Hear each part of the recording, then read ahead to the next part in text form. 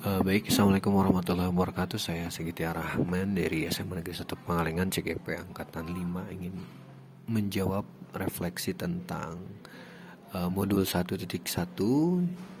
Yang pertama adalah apa intisari pemikiran Ki Hajar Dewantara tentang pendidikan sesuai yang artikel atau materi yang sudah saya baca dan video yang sudah saya tonton.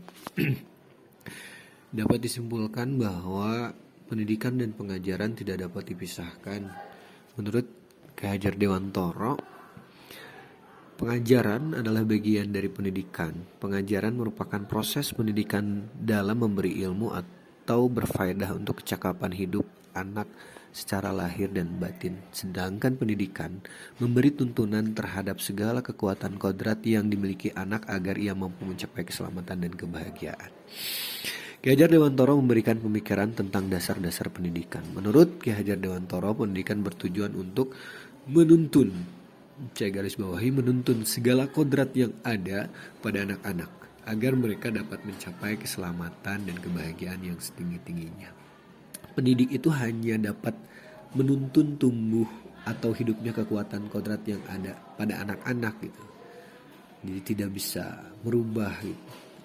Kita hanya sebagai penuntun fashion yang sudah dimiliki oleh anak-anak agar dapat memperbaiki lakunya, bukan dasarnya, hidup dan tumbuhnya kekuatan kodrat anak tersebut. Peran pendidik diibaratkan menurut Ki Hajar Dewantara itu adalah seorang petani atau tukang kebun yang tugasnya hanya merawat sesuai kebutuhan dari tanam-tanamannya agar tumbuh dan berbuah dengan baik, termasuk diperhatikan tanahnya, pencahayaannya, dan lain-lain supaya bibit itu tumbuh dengan baik. Tentu saja beda jenis tanaman pasti beda perilakunya. Artinya bahwa kita seorang pendidik harus bisa melayani segala bentuk kebutuhan metode belajar siswa yang berbeda-beda.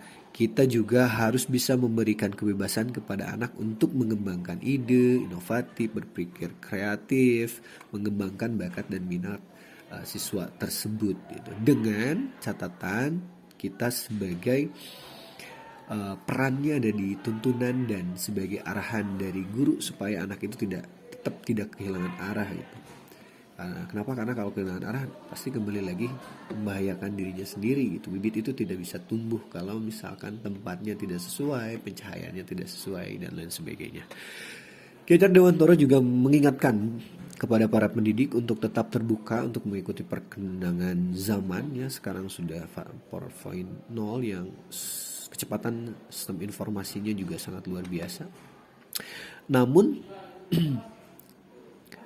tidak semua yang baru itu baik. Menurut Ki Hajar Dewantara, jadi harus ada proses diselaraskan terlebih dahulu. Indonesia juga memiliki kebudayaan, potensi-potensi kultural yang dapat dijadikan sebagai sumber belajar. Ki Hajar Dewantara menjelaskan bahwa dasar pendidikan anak berhubungan dengan kodrat alam dan kodrat zaman. Kodrat alam berkaitan dengan sifat dan bentuk lingkungan, sementara kodrat zaman bisa diartikan bahwa kita sebagai guru harus membekali keterampilan kepada siswa sesuai zamannya agar mereka bisa hidup, survive, berkarya, dan menyesuaikan diri. Dalam konteks pembelajaran sekarang ya kita harus bekali siswa dengan kecakapan pembelajaran abad 21 ya, digitasi seperti itu. Hal terpenting yang harus dilakukan seorang guru adalah menghormati dan memperlakukan anak dengan sebaik-baiknya, sesuai dengan kodratnya, melayani mereka dengan setulus hati, memberikan teladan, ingarso sung tulodo, sesuai dengan slogan atau menurut Ki Hajar Dewantara ya, dari depan memberikan teladan, di tengah memberikan semangat, ing madyo mangun karso, dan memberikan dorongan di belakang, tuturi handayani, bagi tumbuh kembangnya anak, menuntun mereka menjadi pribadi yang terampil, berakhlak mulia dan bijaksana, sehingga mereka akan mencapai kebahagiaan dan keselamatan. Pertanyaan nomor 2, bagaimana Anda memandang diri Anda sebagai pembelajar guru dan pembelajar murid jika dikaitkan dengan pemikiran Ki Hajar Dewantara? Dari sisi saya sebagai pembelajar guru, Sebelum mempelajari pemikiran-pemikiran Ki Hajar Dewantara, saya percaya bahwa dengan hal-hal yang bersifat disiplin, tegas, punishment bisa merubah perilaku. Tetapi kenyataannya, realisasinya itu cuma diturut karena atas dasar rasa takut gitu, hanya bersifat sementara gitu, kan atas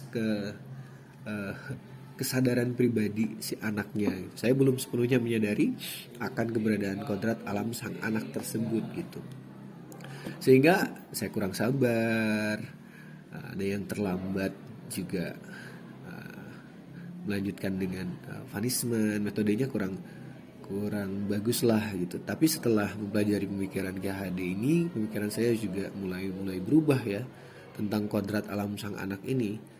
Saya harus memberikan tuntunan kepada anak didik dengan lebih sabar, dengan lebih ikhlas, dengan komunikasi yang baik, karena mereka masing-masing sangat unik dan berbeda. Tidak perlu sebenarnya memberikan punishment, hanya perlu komunikasi gitu, dan memberikan teladan agar mereka bisa melihat dan menirunya. Memberikan pembelajaran yang menyenangkan bagi mereka dengan mencoba berbagai macam hal-hal, metode-metode, model-model pembelajaran gitu, termasuk proses pengembangan diri yang saya lakukan saat ini untuk mempelajari hal-hal tersebut masuk ke CGP ini. Mungkin yang segera bisa saya terapkan di realisasi di sekolah dari hasil pemikiran-pemikiran modul 1 ini, atau dari hasil pemikiran-pemikiran Ki Hajar Dewantara ini adalah tidak memberikan hal-hal yang sifatnya tegas gitu ya, punishment, apalagi sekarang sudah era digital, kayaknya kurang pas lah gitu. Dan seharusnya lebih sabar dalam membimbing, mengenali lebih dalam tentang latar belakang, tentang karakter siswanya, tentang keluarganya, lingkungannya, dengan menjalin ya tadi ya komunikasi dengan orang tua.